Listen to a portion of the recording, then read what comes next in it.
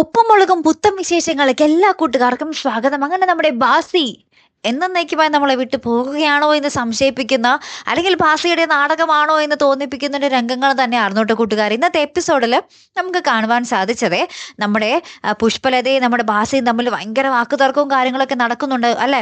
അപ്പം നമ്മുടെ പുഷ്പലതയുടെ ആ ഒരു അഹങ്കാരവും ആ ഒരു സംസാരവും ഒക്കെ സഹിക്കാൻ പറ്റാതെ നമ്മുടെ ബാസി വന്ന് പറയുന്നുണ്ട്, എടി നിന്റെ വ്യാജ സർട്ടിഫിക്കറ്റ് അല്ലേടി, നീ ശരിക്കും GNM അല്ലടി, നീ BSc നേഴ്സ് അല്ലല്ലോടി എന്നൊക്കെ പറഞ്ഞിട്ട് ഭയങ്കരമായിട്ട് നമ്മുടെ പുഷ്പലതേനെ അങ്ങോട്ട് കൊച്ചാക്കുന്നുണ്ട്. നീ കള്ള സർട്ടിഫിക്കറ്റ് ഒപ്പിച്ചിട്ടല്ലേ നീ പുറത്തു പോയത്, ഇപ്പൊ പുറത്തു പോയി ഏതോ ഒരു ഡോക്ടറെ കണ്ടപ്പോൾ നിനക്ക് എന്നെ വേണ്ടല്ലേ എന്ന് പറയുന്നുണ്ട്. ഇത് കേട്ടപാടെ പുഷ്പലതോ അനാവശ്യം പറയരുതട്ടോടോ എന്നും പറഞ്ഞിട്ട് ഒറ്റ തള്ളൽ കൊടുക്കുന്നുണ്ട് നമ്മുടെ ബാസി. ബ്ലും എന്നും പറഞ്ഞു ഒറ്റ വീഴ്ച.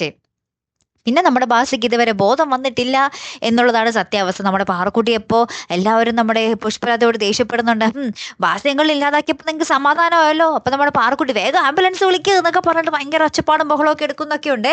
അപ്പം ഇനി എന്തായിരിക്കും നമ്മുടെ ബാസിയുടെ അഭിനയമാണോ അല്ലെങ്കിൽ ശരിക്കും ബോധം പോയതാണോ? കാത്തിരുന്ന് തന്നെ കാണട്ടെ. അടുത്തൊരു വീഡിയോയുമായി വരുന്നത് വരയ്ക്കും ഗുഡ് ബൈ.